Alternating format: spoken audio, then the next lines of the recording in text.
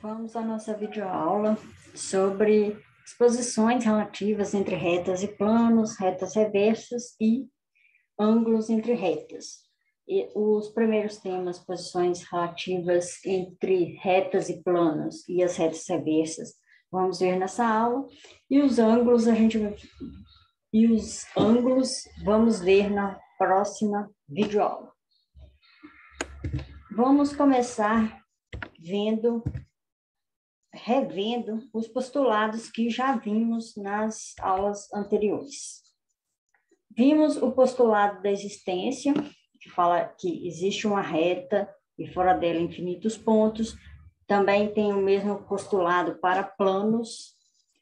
Depois vimos o postulado da existência para reta e para plano. Depois vimos o postulado da determinação, que diz que 2 pontos determinam uma única reta e 3 pontos não colineares determinam um único plano. Então, também esse postulado da determinação, ele tem a versão para reta e para planos.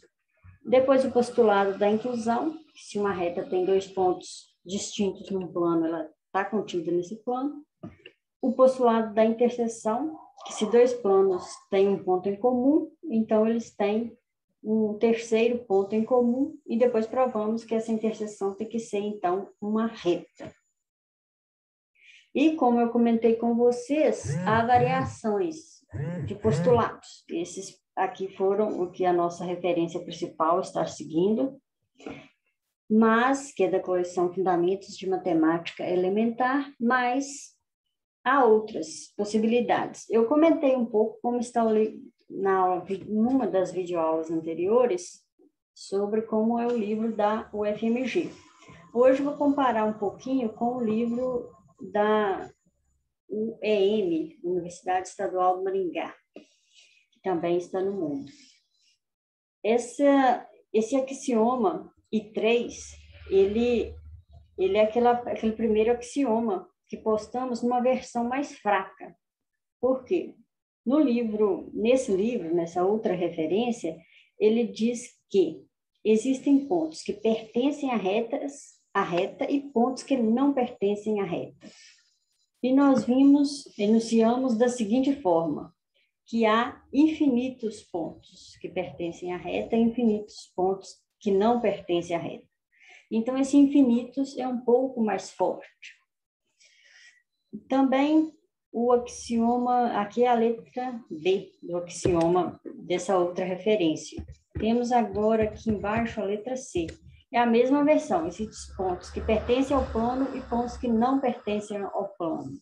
E nós enunciamos da seguinte forma, que há infinitos pontos que pertencem ao plano e infinitos pontos que não pertencem ao plano.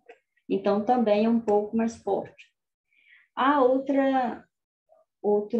outro axioma, comparado com essa referência da Universidade Estadual do Maringá, esse postulado da determinação, ele é semelhante ao postulado, à forma como enunciamos que 2 pontos distintos determinam uma reta e 3 pontos não colineares determinam um plano. E é da mesma forma que está aqui no axioma I4, que 2 pontos determinam uma única reta e 3 pontos não colineares, existe um único plano que os contém. Então, esse axioma I4 é exatamente o nosso postulado da determinação.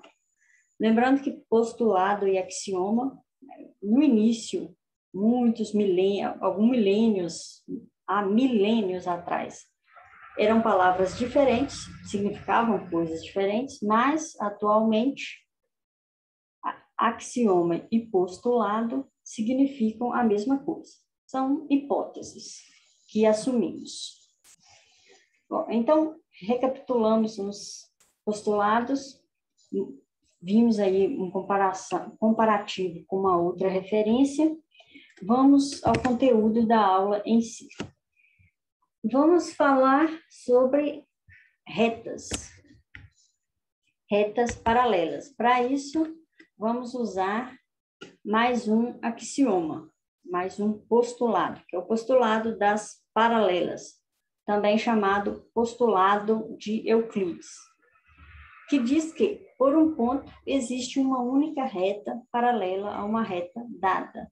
Ou seja, dada uma reta e um ponto fora dela, podemos traçar uma única reta paralela à reta dada. Temos aqui o ponto fora e temos uma reta. Então, o que diz o axioma é que existe uma única reta paralela que passa por este ponto. Esse axioma é chamado axioma de Euclides, postulado de Euclides, e na geometria plana a gente também assumimos esse postulado, a gente também assumiu essa hipótese, e no plano ele é chamado quinto postulado de Euclides, ou também apenas postulado de Euclides, porque há, inclusive, geometrias que não usam esse quinto postulado. E há outras geometrias, além da plana, além da espacial, a geometria hiperbólica, a geometria esférica, enfim, com outras regras. Voltando ao nosso caso, né? Esse axioma ele foi enunciado por Euclides, para se ter uma ideia, né, há milênios atrás, e ele foi, digamos assim, adaptado, melhorado, porque foi enxugando com o tempo, né, foi percebendo que pode-se reduzir algumas hipóteses para ter os mesmos resultados, ou para ter resultados, ou com as mesmas hipóteses, provar resultados mais elaborados. Adaptou-se à teoria desenvolvida por Euclides. Vamos ver agora o nosso primeiro teorema. Vou enunciar nessa videoaula e na próxima a gente prova ele. O teorema 1, diz sobre a transitividade de retas paralelas, que diz que se duas retas são paralelas a uma terceira, então elas são paralelas entre si. Lembrando que retas paralelas, a gente viu a definição nas videoaulas anteriores, que são retas coplanares e que não têm ponto em comum, ou são retas coincidentes. Agora vamos ver a definição do que é uma reta ser paralela a um plano. Então, além da definição aqui de paralela, é uma definição entre reta e plano. Ou também dizer, né, que o plano é paralelo à reta. Então, uma reta é paralela a um plano somente se eles não contêm ponto em comum. Temos o nosso desenho inspirador, temos um plano, se a reta não tem ponto em comum com esse plano, a gente diz que ela é paralela a esse plano. Essa observação é que as retas contidas no plano não são paralelas ao plano. Então, se eu tenho aqui uma reta que está dentro deste plano, ela não é paralela ao plano. Por que não é? Por definição. Definiu-se dessa forma e, com essa definição, as demonstrações seguem essa definição. Pode haver referência que define de outra forma, né? Pode considerar essa reta aqui em vermelho como paralela ao plano alfa. Mas, em geral, não se considera. Mas duas retas coincidentes, elas são paralelas. Então, se eu tenho duas retas iguais, elas são paralelas. Mas se eu tenho uma reta contida no plano, ela não é paralela a esse plano. Sutilezas da definição. E com essa definição, seguimos as demonstrações. O próximo teorema diz sobre a existência de retas e planos paralelos. Ele afirma que uma condição necessária e suficiente para que uma reta A, temos aqui na nossa figura a reta A, não contida num plano alfa, seja paralela a esse plano, é ser paralela a uma reta B contida no plano. Então, se eu tenho duas retas, uma reta B, aqui contida no plano, e eu tenho uma reta paralela a essa reta B, então eu já posso afirmar que essa reta A, que é paralela à reta B, é paralela ao plano. E no sentido contrário também. Se eu tiver duas retas A, ou melhor, se eu tiver uma reta paralela a um plano, vai existir uma outra reta B dentro desse plano, ou seja, contida nesse plano, vai ser paralela à minha reta original A. É um teorema nos dois sentidos.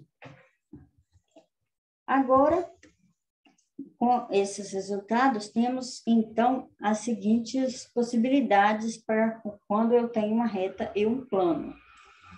Quando eu tenho uma reta e um plano, eles podem ser, ou melhor, a interseção de uma reta e um plano podem ser dois pontos, um único ponto ou nenhum ponto.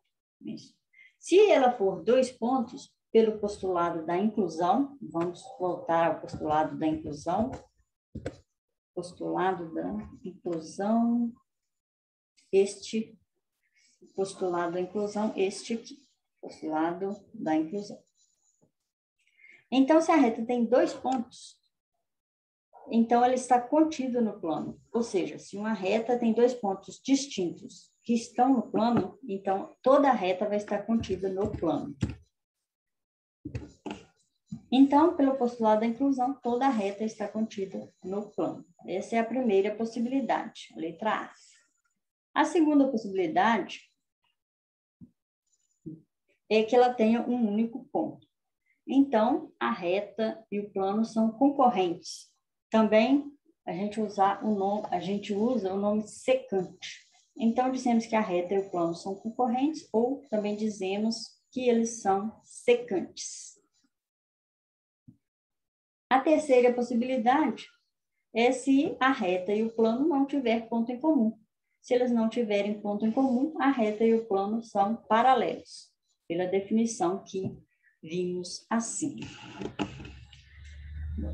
Vou parar a aula por aqui. Na próxima videoaula, vamos ver a demonstração do teorema 1, que é o teorema aqui da transitividade das paralelas. Para a aula não ficar muito grande, vou fazer uma videoaula separada.